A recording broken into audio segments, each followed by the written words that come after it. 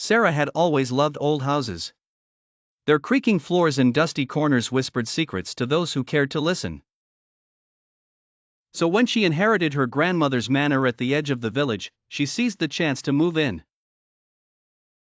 The villagers spoke of the house with lowered voices, their eyes clouded with the weight of old stories. They warned her, but SaArah was stubborn. On her first night, she lit a fire in the grand fireplace and sat down to read one of the many old books her grandmother had left behind. As the clock struck midnight, she heard it, a soft, almost imperceptible whisper. She glanced around, but found nothing amiss. The whispering grew louder with each passing minute, until it seemed to echo through the walls themselves. It was as if the house were alive, its old bones creaking in protest. She tried to ignore it, brushing it off as the wind or her imagination. But when a cold draft brushed against her neck, she couldn't pretend any longer. SaArah rose, following the whispers down a dark corridor.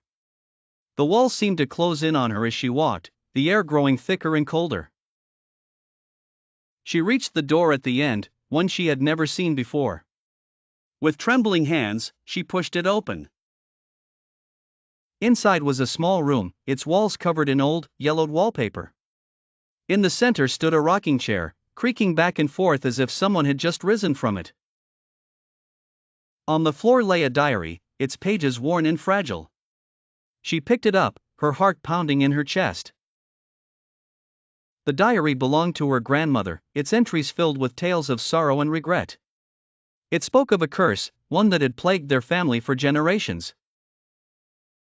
Each entry grew darker, more desperate, until the final one abruptly ended in a scrawl of ink. A cold chill washed over SaArah as the whispers grew louder, more insistent. She could hear her grandmother's voice among them, warning her to leave. But SaArah was rooted to the spot, unable to move. The room seemed to spin around her, the walls closing in. She felt a hand, cold, clammy, clasp her wrist. The last thing she saw before the darkness swallowed her was her grandmother's sorrowful eyes staring back at her from the rocking chair.